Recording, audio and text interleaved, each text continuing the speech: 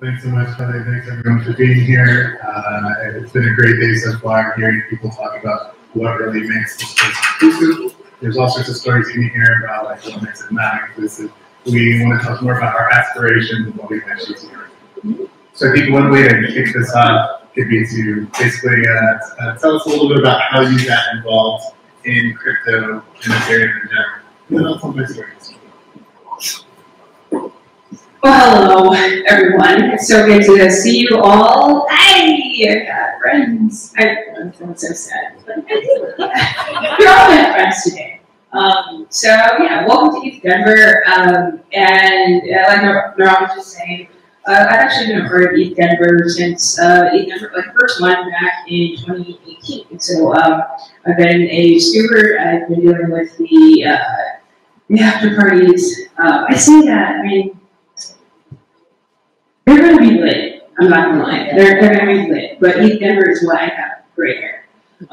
And also the diversity and inclusion initiatives. And so, you know, we always have a long way to go, but we're started, right? Things are happening, things are moving. And I think that more awareness that we bring into these sort of topics, the more that it's on everyone's radar. Like one of the big things that I think is that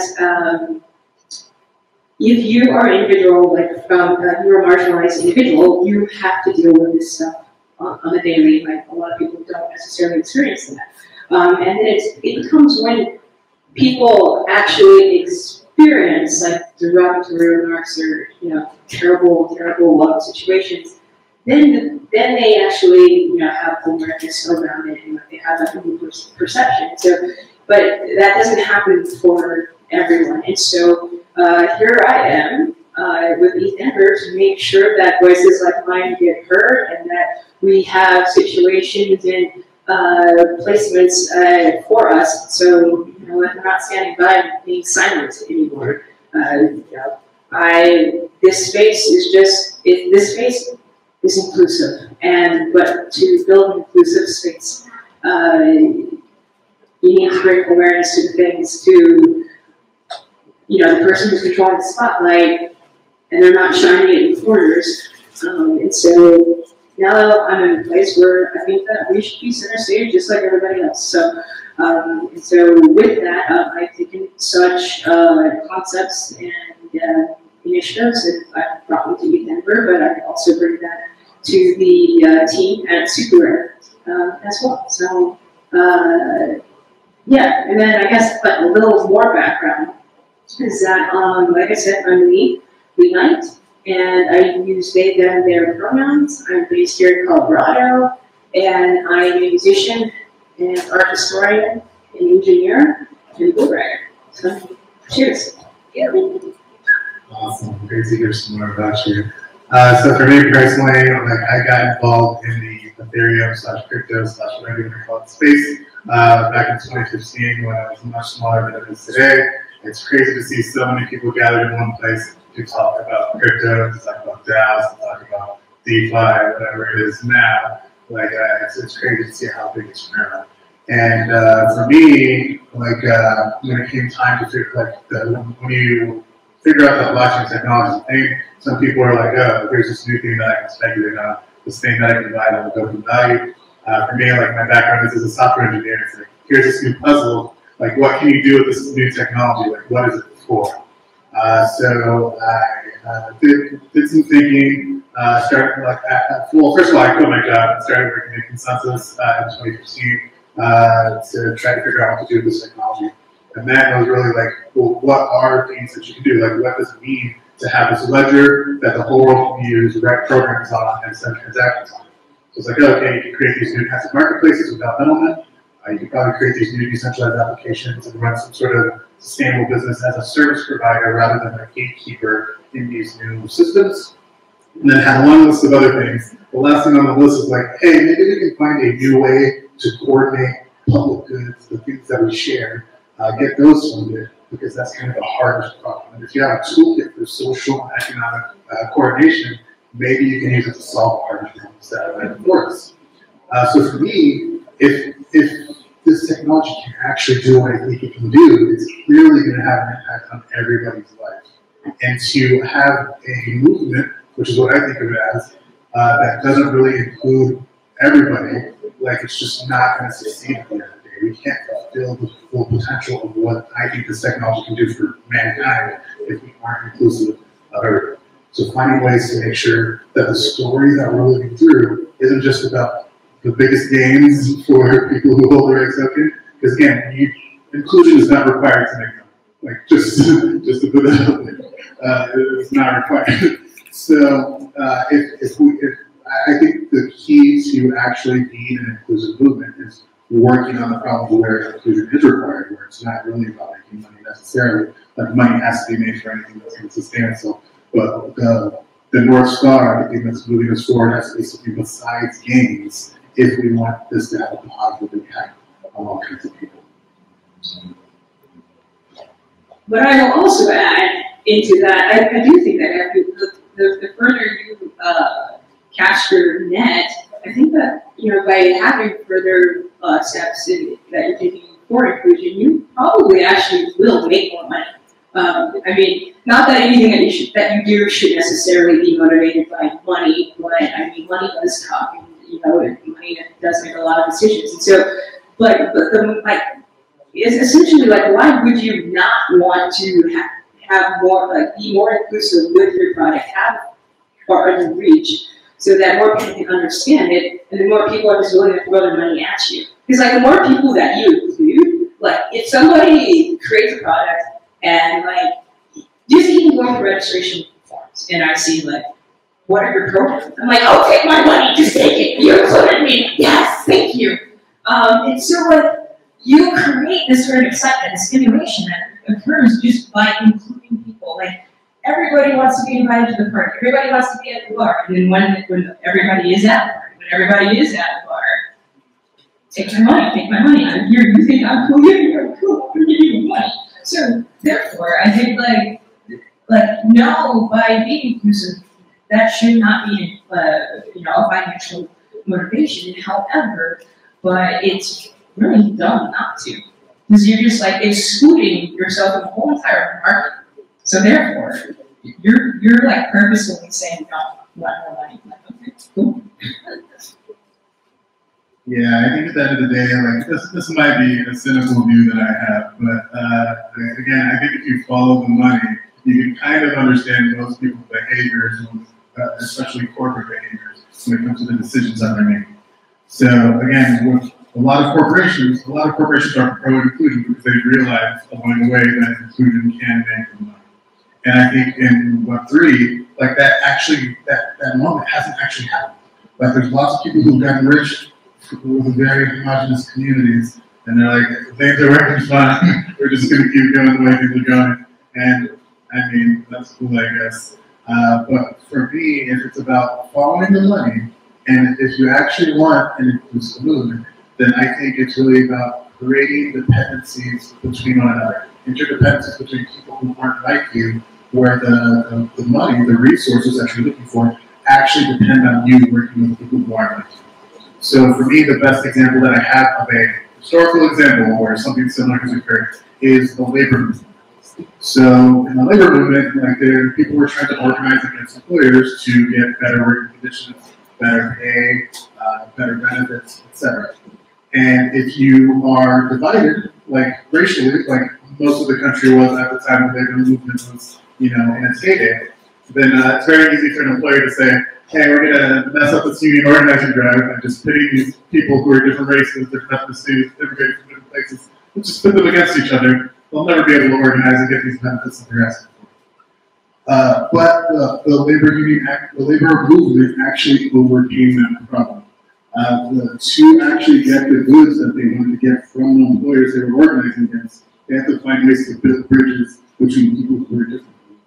There's a quote that I came across from something that W.E.B. Du Bois wrote in the 1940s. And he said something along the lines of, there's no movement that has had a bigger impact on race relations and people being willing to hang out with one another than the labor movement. It's just so critical to what they were trying to do. they depended on each other for the resources that they were looking for. So they made things work. Not necessarily out of the goodness of their clients, but they followed the money, the resources, the benefits to a more inclusive movement. And again, maybe that's not the ideal view, maybe that's a little bit cynical, but I do honestly believe that if we find ways to build interdependency between one another, if we depend on each other for the resources that this movement is out to get for us, then I think inclusion will come naturally. We will depend on each other. We will need each other. We won't want to have fewer people to work with, because at the end of the day, the resources that I want to be able to steer with the systems that are being built are resources that I need you to get. So that's my North Star for inclusion. Again, even without resources, I still care about inclusion. But like the world that I want to build depends on each and every one of you, and that's why it's so important. So then I think that brings us to the whole other topic of DAOs, like decentralized autonomous organizations, right? And so I think that DAO is like absolutely the whole a key component in helping with that sort of future.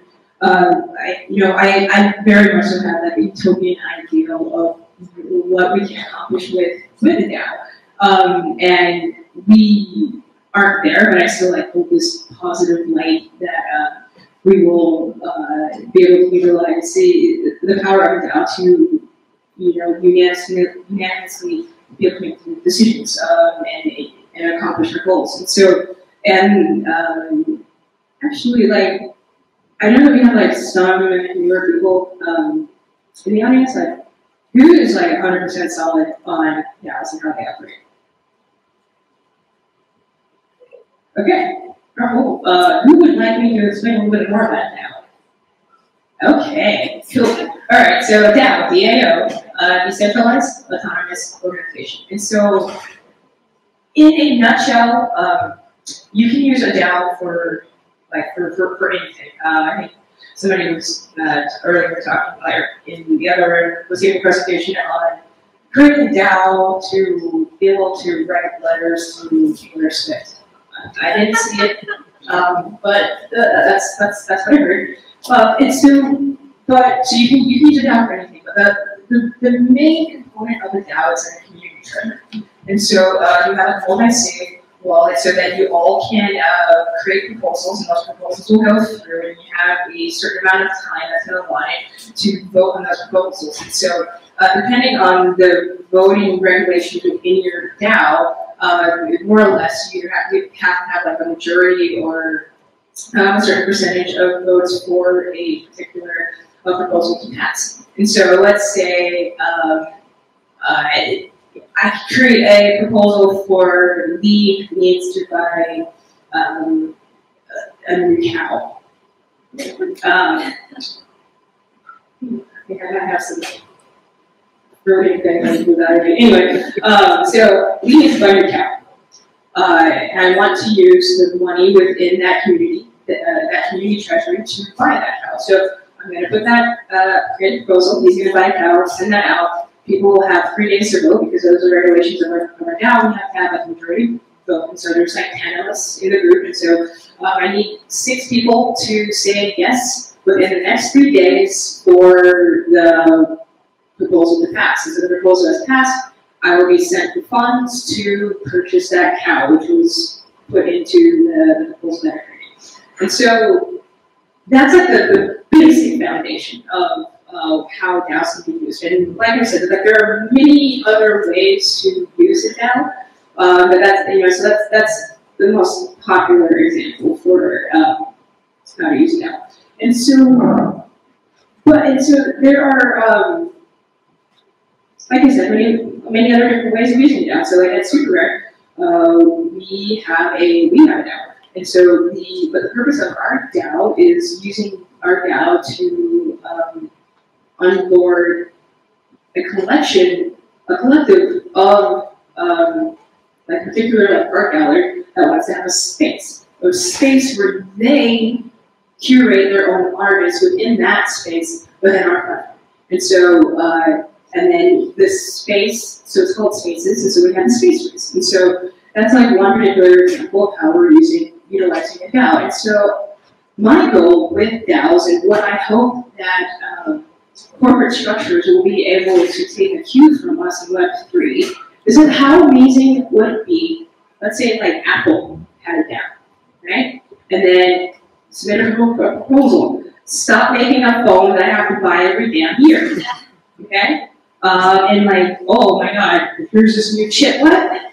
Dude, like, just let me be able to upgrade this phone so I can stop wasting material. So, oh, but now you're not going to give me a charger? Like, come on. Just like, imagine if Apple had down and you could submit proposals on how you wanted to see their corporate structures working towards the people and not just how can they make more money. And like, I swear, if they listen to more people and they're doing things that make the people happy, the community happy, they're going to see something like, I mean, who's going to know about Android? And like, here's a phone that's actually making something for people because they requested it. Like, oh my God, let me listen to my customers. So, you know, that's a way that a DAO can be utilized. And that's like the future that we can see by being able to optimize the voting principles that are established within a DAO to achieve those incentives. And so we're really far cry away from that, but here's my little hope of joy that we will get there. And so all of us here, you know, fighting for that, being aware of that, making investments in the sense of I'm putting my money into Web3 so that I can see that future that I want to see. Will it happen in our lifetime? I don't know. I hope so. But I mean, I'm not going to sit around like waiting, hoping it does and not do anything. And so, like, we were here already at ETHDenver. Like, this is how it starts, being aware of this, and then also creating events like this so that we can include people that get left out of the spotlight because, like, just simply out of ignorance. And so, make a noise, get funky with it, and let people know that you're here, let people know what you are aware of, and, you know, care about what you want to see, and don't be afraid to share your voice so that you can get there. And I think, again, that I'm hoping that we will continue to build DAOs and get involved with them. But just because you have a product also doesn't mean you should just build a DAO. Like, have a reason for your DAO. Have a reason for people to want to be involved in your DAO. Like, I see a lot of fruitless DAOs being built without a proper agenda. And are you going to multi-sig? Well, then, like, your corporate structure, like, it doesn't mean shit. Like, so, yeah. Yeah, I think that vision you described of like having more of our economy kind of controlled by the people who are the customers at the end of the day is a beautiful vision. Like, to me, I don't know if everybody here has heard the term Web3, but that's one of the, like, there's all these terms where the broader space that's accurate. There's crypto, there's Ethereum, there's blockchain. Web3 is basically this idea that we can build an internet that doesn't have middlemen as the gatekeepers everywhere. And to me, that vision actually goes out to the broader economy, not just the internet in particular. And to me, if that's possible, if that's true, then that's another reason to me why inclusion is so important. Because if we're all trying to basically influence the broader economy, we need to work with other people to make that happen. The example of Apple responding to what their customers want directly, like, they could choose to do that out of their own goodwill. But I think it's much more likely to happen if we organize collectively to put pressure them to make them do what we want. So that, to me, is literally what Web3 is for, in my opinion. It's to put more of the value, more of the control in our economy in the hands of communities of people like you. That's not to say that we want all businesses to be run by communities who are dictating what happens. Some people on that, there's disagreements, but even without direct control, if the value that basically middlemen in our economy are putting in their own pocket, let's use Facebook as an example. Facebook does not do what their users want. I think that should be pretty obvious. Basically, they sell our attention to the highest bidder. Businesses want people to come in the door. And basically, the money that businesses are paying to get customers does not go to their customers. It goes to Mark Zuckerberg so he can buy more and more Hawaiian islands. Like, that is not the optimal structure of society. I mean, I just don't think it is. And again, like, imagine trying to change that with a homogenous movement, with a movement that does not include everyone. You're probably not going to be able to put enough pressure on the current system that exists to be able to change anything. But if I believe that my ability to get the value that is basically mine, that is my intention that Facebook is selling to people, if I want that value for myself, I can't get it on my own. Like, I literally can't get it. Like, I can stop using Facebook, and Facebook can stop making money for me, but I can't change where the value goes by myself. I literally need you if I want that value to go where I want it to go. So to me, what Web3 is really about, it's about community ownership. It's about shifting value that's being taken by middlemen and putting it in the control of you and me. And again, it's just not something that can be done alone. That's why it's so important to be inclusive more broadly, because like the different futures that can play out with this technology, they're not all good. Like the ones that we're telling you, they sound great, right? They're like a world that you probably want to live in, where the value of that middleman or capturing goes to you. But that's not the default. I think the default is actually hyper-capitalism. It's just pouring fuel on the fire that already exists. The rich get richer, and maybe we have some decentralized systems that have made rich people richer. I don't actually think that's the worst thing in the world. Like rebuilding a lot of the stuff that currently exists in a decentralized way without reallocating on the wealth. I mean, that's okay. But again, the potential of what we can do together, if we actually focus on making this inclusive of all people, I think we can get so much more done. There's not that many times in history where the window opens to actually make a change happen, like what's happening right now. And there's no guarantee that we will seize this opportunity. The window can close, and then it'll take another 50 years, another 100 years for an opportunity like this to come again. So I think the decisions we make, the culture that we build as this movement grows, is going to determine what future we live in. Because again, there are effectively no adults in the room. No one is in control of what happens. There's no guarantee that this all goes on a good path. It's literally each and every one of us pushing it in the direction we want to go that determines where we end up. So you need to be a part of what's happening. If you're not part of the DAO, join the DAO. If you're not involved in this broader movement that's happening, you need to be a part of it because you pushing it is what's going to make it go in the right direction. There are no excuses. There are no excuses. Like, if you have questions, ask. I'm around. You can ask me. I don't bite unless you ask. And so, like, I'm here. And Niran is here. Like, we are all here. Like, that is why we're all here for ETHDenver. Like, there are no stupid questions.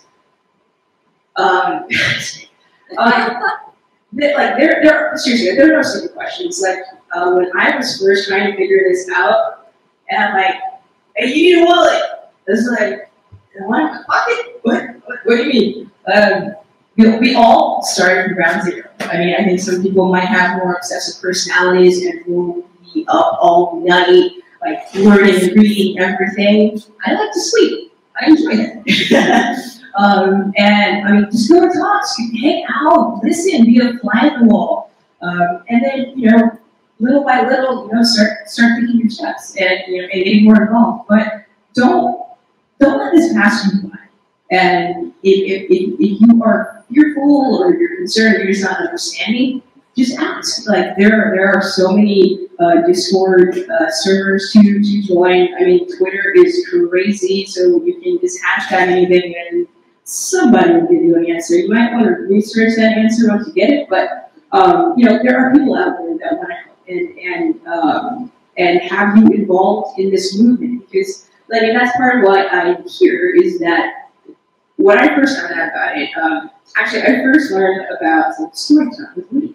I first learned about I learned about Bitcoin like years ago. So when Napster wasn't a thing, and I was trying to get a VPN to hide what I was downloading, and I wanted to pick that with Bitcoin so that it would be traced back to me. But but it was weird, so I was going to do this random thing with my credit card, so I left it alone, and then years later, I was in the grocery store, and I was trying to buy tuna, and I'm looking at these cans of tuna, and it's like, this one says it's dolphin safe, but is it really? Who decides that it's dolphin safe? Like, well, what does this mean? I mean, does it mean that they only killed like 100 dolphins, and that's okay, or is it like their dolphin kill count is like 0? Like, I had like a midlife crisis in the grocery store over a can of tuna. And then like the next day, I was chatting with a friend, and she was talking about Ethereum and smart contracts, and this, I'm like, wait, like Bitcoin, stuff that I was trying to like buy like 10 years ago. I was like, okay, well, tell me about smart contracts. And you know, and it's like having this trustless system so that you can, I mean, the smart contract is pretty much like what it sounds like, and that you can program the transaction between two parties and what the parameters of that transaction will tell. And there's no human intervention that can prevent the parameters of the transaction from occurring. And so I was like, this is a way to actually bring trust back into the world. And you just need to use computers. Of course, I'm like, yeah, I'm okay with that. I've let computers do worse things to me. And so that's how I found this space, and you know, I got involved in it. And then realizing, I don't think you guys know how much power you have as an individual with thought, as a community behind the thought, and just making things happen. I think that is what is so incredible about this space. Like, if you can think it, and you can build it, and you can execute it, and you can make it happen. I mean, just look at how NFTs took off. Like, basically, within Web3, follow your heart. I know how corny that sounds, but like, follow the joy, and that is where things are happening. You know, we're not still falling in the same parameters of living like in our very corporate world that we have, and like need to go about what society says we're supposed to do. Like, Web3 is a playground, and you can build it, you can push it, you can get community behind it, you can create a DAO, you can have everything that you've ever dreamed of within space. And so you just have to be willing to take that first step to make it happen. And if you can, the world is your oyster. And so there are a lot of people that are doing that right now. And there are a lot of people that look like us that are not doing that. And so we are getting left out. We are being left behind.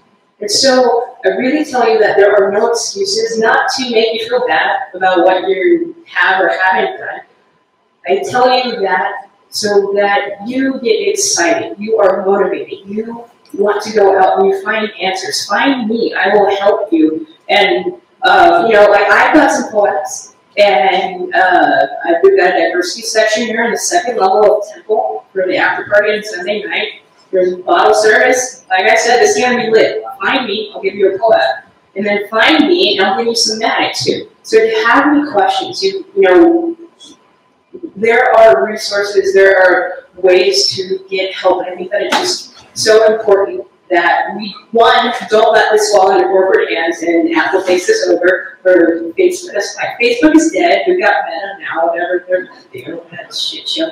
And then, so we're here. We can't let them take what we are building here. You know, we have to keep this moving. We have to keep this together. We need to work on this together, and that is why we need to have suits that fit everybody. Okay, and so we need to be open. Like, I know what suit fits me. I don't know what suit fits you. They don't know what suits fit everybody else. But if you share your suit size, we can all get some custom suits. I think it's a 44 long. But yeah, I do think that what's happening here is extremely special. If you don't believe it now, I hope that something happens to you this weekend once you see the potential of what's happening. If it's not that we're on the verge of some sort of utopia, I don't think utopia exists. It's just that, like, if you imagine what's already possible in our existing economy, or the things that benefit one person, they get better all the time. Look at how fast the phone in your pocket has gotten better. Like, the iPhone came around in 2007, it's been about 15 years. Like, it's way better than it was when it first started out. But look outside the window. Like, how fast are the things that we share improving? They don't improve at the same rate. Like, there is a flaw in the way we organize ourselves. There's no, the flaw isn't in mankind. It's not that we're inherently selfish and that we're just incapable of caring about other people. It's literally that we just have not organized ourselves to take advantage of what we already know can be very effective for things that benefit one person and apply them to things that benefit them. So if we can crack that nut through new organizations, new economic toolkits, like again, it's not going to solve every single problem, but the things that you see out the window can get fast, it can get better just as fast as your smartphones did. And that to me is the potential here, like to not be a part of this, to think that this isn't for you, like this literally touches everybody's life. You need to be a part of it, you need to shape it, because what's happening is really special. And I think we're going to call it there.